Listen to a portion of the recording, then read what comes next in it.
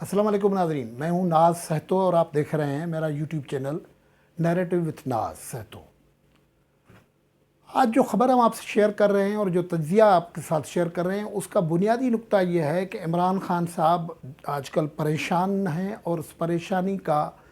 एक अंदाज़ा तो आपको गुज़श्ता दिनों भी हो गया जब मैंने एक व्लॉग शेयर किया था जिसमें पीटीआई के पार्लिमानी पार्टी का अंदरूनी अहवाल जो था वो मैंने शेयर किया था कि कैसे वहाँ इख्तलाफात और मुख्तलिफ आवाज़ें आई हैं।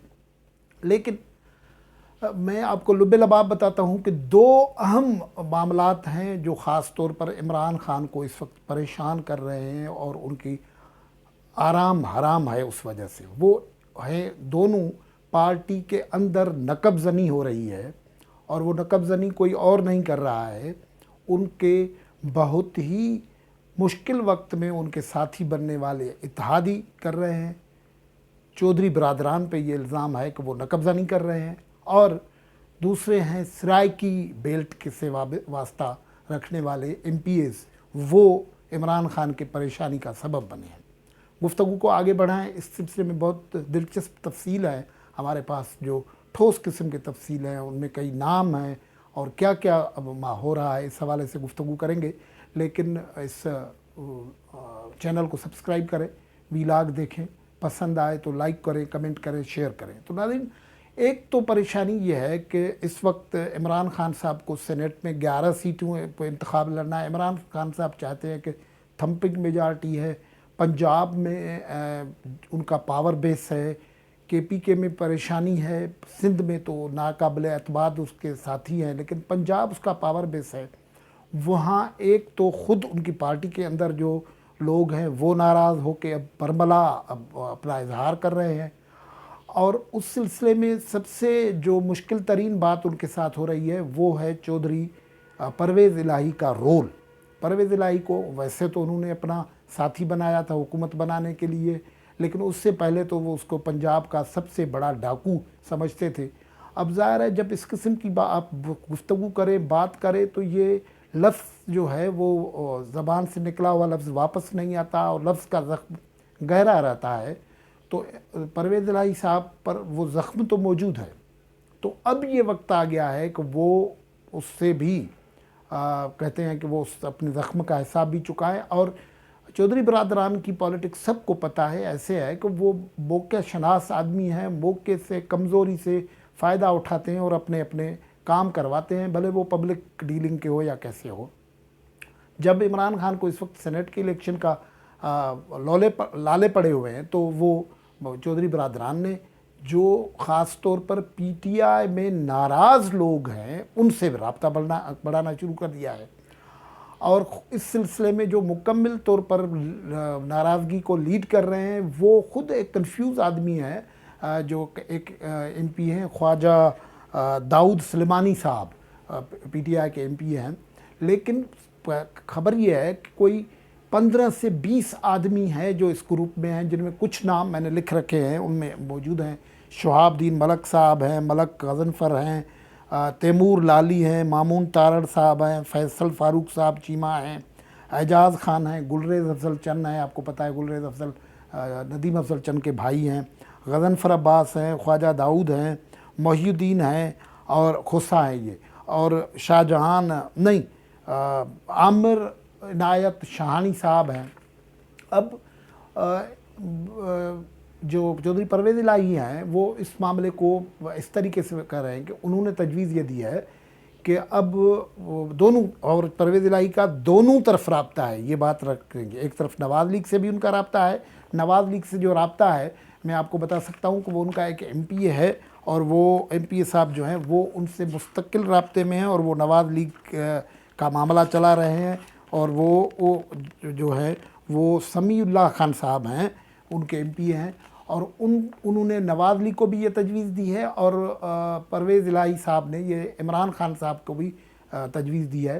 कि 11 सीटों पे इलेक्शन होने हैं। सेनेट के 11 सीटें पंजाब में हैं, उन पे इलेक्शन होने हैं। आप यूँ कर ले, उसमें 7 जनरल सीटें हैं, 2 ख़वातीन की हैं, 2 टेक्नोक्रेट की हैं। तो प्रोपोज़ल उन्होंने ये फ्लोट किया है कि 3 जनरल सीटें और एक ख़वातीन और टेक्नोक्रेट की सीट, यानी 3 सीटें इमरान खान ले ले, 3 सीटें नवाज लीग ले ले, एक ख़वातीन की सीट वो पीटीआई ले ले, एक सीट नवाज लीग ले ले, टेक्नोक्रेट की सीट यूँ बांट जाए, तो ये हो जाती हैं 10 सीटें, 5-5 एरिक को भी, और 11वीं सीट जो है वो हमें दे दीजिए, ये दोनों को क्यू लीग को दे दें। वैसे क्यू लीग के पास इतने मेंबर्स नहीं हैं, लेकिन वो अगर जिता नहीं सकते, और ये फार्मूला उनका प्रेशर ये है कि अगर नहीं होगा तो फिर हम किसी एक तरफ जाएंगे, किसी दूसरे का नुकसान होगा।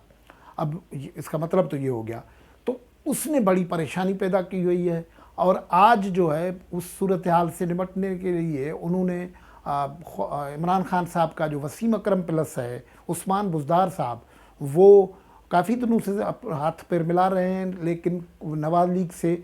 सिर्फ वो 5 बंदे जिनको जो एक साल पहले नाराज़ हो गए थे नवाज लीग से MPs, वो दोबारा 1 साल तक उनको भी डॉलरम में रखा हुआ था, कोई उनकी से रब्ता नहीं था, लेकिन अब उनसे मुलाकातें हुई हैं, उनके छोटे मोटे बहुत सारे काम हो रहे हैं, तो वो 5 बंदों के अलावा छठा बंदा वो बना नहीं सके हैं।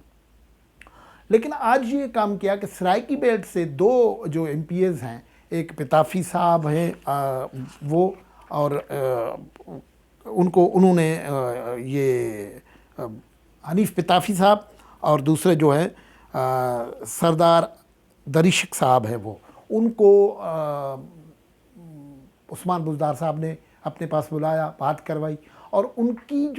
उनसे जो काम लिया है वो नाम लिया है ख्वाजा दाऊद सुलेमानी साहब, जो हैं जो PTI के ख़िलाफ़ तहरीक में आगे थे, लेकिन वो ख़ुद काफ़ी कन्फ्यूज़ लोग हैं, तो वहाँ के सीनियर जर्नलिस्ट कहते हैं कि वो अभी क्लियर नहीं है। लेकिन हुआ ये है कि अब इंडिकेशन ये मिला है कि आज उनके ख़िलाफ़ ये 2 मेंबर MPs जो मिले हैं उस्मान बुज़दार साहब से, उनका प्रेस रिलीज शाम को निकाला गया सरकारी तौर पर कि उन्होंने मुतालबा किया है ख्वाजा दाऊद सुलेमानी के ख़िलाफ़ कार्रवाई की जाए। तो कहते ये हैं कि ये अब कार्रवाई होगी और उनके ख़िलाफ़ एंटी करप्शन और नेब शेब हरकत में आएंगे वो। अब देखें कि इलेक्शन से पहले ये मामला इधर पकड़ धकड़ हो गई है। लेकिन जो दूसरा बड़ा नकब लग रहा है वो लग रहा है सराइकी बेल्ट से। सराइकी बेल्ट का जो इशू है वो ये है कि PTI की हुकूमत ने तो ये वायदा किया था कि हम आपका सूबा बनाएंगे और ये करेंगे, नुमाइंदगी होगी, वो होगी, लेकिन 2-4 लोगों का तो सूबा बन गया। कोई मिनिस्टर बन गया, कोई सेनेटर बन गया, कोई फाइनेंशियल मिनिस्टर बन गया, कोई एडवाइज़र बन गया, शाह महमूद कुरैशी, ख्वाजा सदर, वो खुसरो बख्तियार, और ऐसे लोग तो कुछ न कुछ बन गए। बाकी लोग जो थे वो खामोश है। अब सराइकी बेल्ट के 11 डिस्ट्रिक्ट कहते हैं मौजूद हैं, उनमें 95 मेंबर्स हैं टोटल, और उन 95 मेंबर्स में से 53 प्लस जो है वो मेंबर हैं इनके PTI के,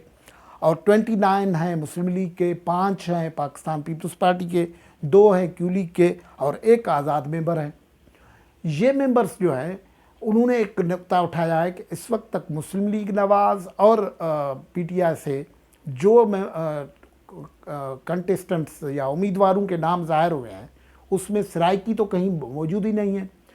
जो मुस्लिम लीग ने नाम दिए हैं उनमें राजा ज़फ़र साहब हैं, पिंडी से हैं, परवेज़ रशीद साहब हैं, पिंडी से हैं, और अपना मुशाहिदुल्लाह साहब हैं, वो भी पिंडी से ही हैं। और जो PTI ने नाम दिए हैं वो भी इत्तेफाक से ही सही है। हमायूं अख्तर साहब हैं, वो लाहौर से हैं, और जो शहजाद अकबर हैं वो जेलम की साइड से हैं, और दूसरे शहबाज गुल साहब हैं। शहबाज गुल साहब जो जिनकी लड़ाई भी हुई है कल शिबली फराज से, तो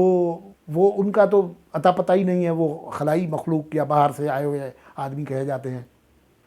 तो ये सराइकी ने इमरान खान को मैसेज बिल्कुल क्लियर दे दिया है कि ये मेंबरान ने कि वो